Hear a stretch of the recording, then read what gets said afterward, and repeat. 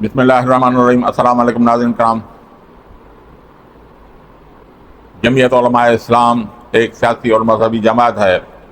کبھی وہ Peoples party کے ساتھ اتحاد کرتی ہے، کبھی مسلم لیگ کے ساتھ اتحاد کرتی ہے، اور ابھی تو وہ پارٹی جس کو جمعیت علماء اسلام یہودی پارٹی قرار دے چکی ہے، یعنی یہودی کے ایجنٹ، وہ بھی جمعیت علماء اسلام کے قریب آ رہی ہے اور جمعیت علماء اسلام سے قریب آنے دے رہی ہے۔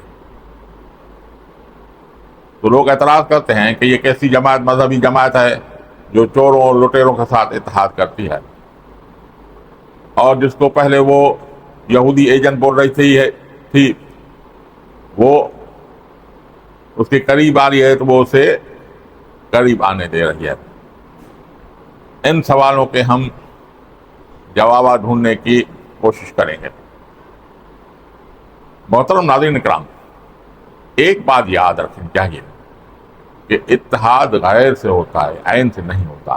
یعنی اتحاد اس پارٹی سے ہوتی ہے جو اس کے نظریات الگ ہیں اور اس کے نظریات الگ ہیں۔ وہ پارٹیاں آپس میں چند پوائنٹوں پر متفق ہو جاتی ہیں کہ بھائی آپ یہ بھی چاہتے ہیں، ہم یہ بھی چاہتے ہیں، دونوں میں چند پوائنٹیں مشترک ہوتی ہیں، وہ اس پر جدوجہد کرتی ہیں۔ تو اتحاد اس بات کی دلیل ہے کہ یہ دونوں پارٹیوں ایک نہیں ہیں، الگ الگ پارٹی ہیں۔ ایک بات سمجھنی چاہیے، ضم اور اتحاد میں فرق ہوتا ہے۔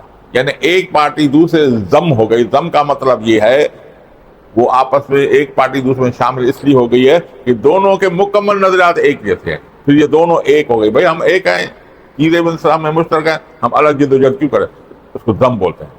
اور اتحاد بولا جاتا ہے اس کا نظریہ الگ ہے، اس کا نظریہ الگ ہے، لیکن چند پوائنٹ درمیان میں ایسی ہے جو وہ بھی چاہتی ہے اور یہ بھی چاہتی ہے، پھر کہتے ہیں کہ ہم یہ مشترک جدوجہد کریں تاکہ ہماری جدوجہد میں طاقت پیدا ہو جائے۔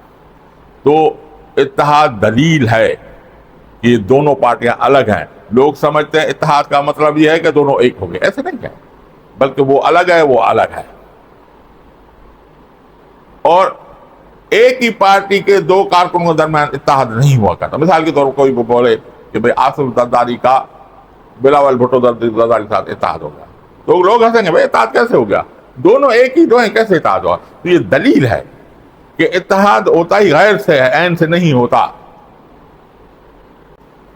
تو یہ جو غلط فہمی ہے لوگوں کے ذہن میں کہ اتحاد کا معنی ایک ہی ہو گئی، یہ غلط ہے۔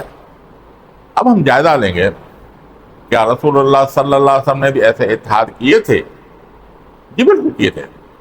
مثال کے طور پر آپ صلی اللہ علیہ وسلم نے جب مکے سے مدینہ ہجرت کر کے آئے تو انہوں نے سب سے پہلا اتحاد یہودیوں کے ساتھ ہوا۔ یہودی 3 قبیلے تھے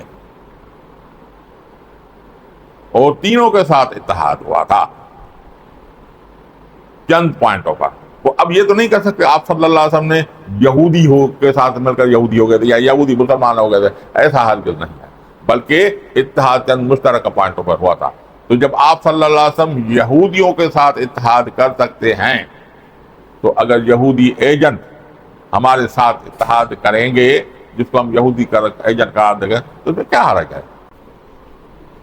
اور اس کے بعد جب صلح حدیبیہ ہوا تھا، صلح حدیبیہ کے موقع پر مکے کے مشرکوں میں اور آپ صلی اللہ علیہ وسلم کے درمیان ایک معاہدہ ہوا تھا، یعنی اس میں اتحاد ہوا تھا کہ بھئی نہ آپ ہم پر حملہ کریں گے، نہ ہم آپ پر حملہ کریں گے۔ اور جو قریش کے قبائل مسلمانوں کے ساتھ ملنا چاہیں وہ اس کے ہو جائیں گے، اور جو مکے کے مشرکوں کے ساتھ مل جائیں وہ اس کے ہو جائیں گے۔ حالانکہ وہ انہوں نے دین تبدیل نہیں کیا تھا۔ تو بنو خزاع قبیلہ آپ صلی اللہ علیہ وسلم کے ساتھ مل گیا، اور بنو بکر وہ مکے کے لوگوں کے ساتھ مل گیا۔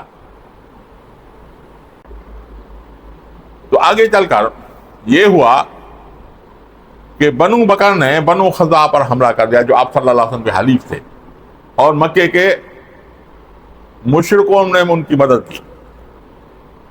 تو بنو خزاع آپ صلی اللہ علیہ وسلم کے بعد آیا کہ حضرت ہم آپ کے حلیف ہیں، حالانکہ ہیں مشرک، ہم آپ کے حلیف ہیں، اور بنو بکر نے ہم پر حملہ کر دیا ہے، اور مکے کے جو قریش ہے انہوں نے بھی ان کی مدد کی ہے. تو آپ صلی اللہ علیہ وسلم نے اس بنو خزا کے انتقام لینے کے لیے مکے کے قریشوں پر چڑھائی کر دی اور فتح مکہ ہو گیا. یہ وہ تفصیلی باب ہے، یہ ہمارا ابھی موضوع میں نہیں ہے. تو آپ صلی اللہ علیہ وسلم نے ایک کافر قبیلے کے انتقام لینے کے لیے قریشوں پر حملہ کیا اور دنیا کا عظیم فتح مکہ ہو گیا. تو گویا کہ ایک کافر کا اتحاد کو آپ نے اتنی اہمیت دی، تو اسے معلوم ہوا کہ اتحاد شرعاً جائز ہے. وہ جو غیر مسلم لوگ ہیں یا جو ہمارے نظریے کے خلاف ہیں یا فاسق فاجر ہیں، اس کے ساتھ اتحاد ہو سکتا ہے. یہ ہمارے آپ صلی اللہ علیہ وسلم کی زندگی سے معلوم ہوتا ہے. تو گویا کہ اتحاد کیا جا سکتا، یہ شرعاً جائز ہے. اسی لیے لوگوں کے یہ مغالطہ نہیں ہونا چاہیے کہ اتحاد کرنا غیر شرعی ہے. اب جو لوگ کہتے ہیں کہ آپ نے پی ٹی آئی کے جس کو آپ یہودی ایجنٹ قرار دے چکے اس سے اتحاد کرتے ہیں، تو آپ صلی اللہ علیہ وسلم نے یہودیوں سے اتحاد کیا تھا. ہم نے تو اس کو یہودی ایجنٹ کہا تھا. دوسری بات یہ ہے کہ توبہ کے دروازے کھلے ہوئے ہیں. ہو سکتا ہے یہ پی ٹی آئی والے بعد آ جائیں، وہ اپنے ایجنڈا سے بعد آ کر توبہ طائب کریں، ہم سے اتحاد کریں، تو اتحاد ہو سکتا ہے. لیکن اگر بعد نہ بھی آئیں تب بھی یہودی ایجنٹ سے بھی اتحاد ہو سکتا ہے. تو دعا کہ اللہ تعالیٰ آپ کو ہدایت دے، مجھے بھی ہدایت دے. وما علینا الا البلاغ المبین.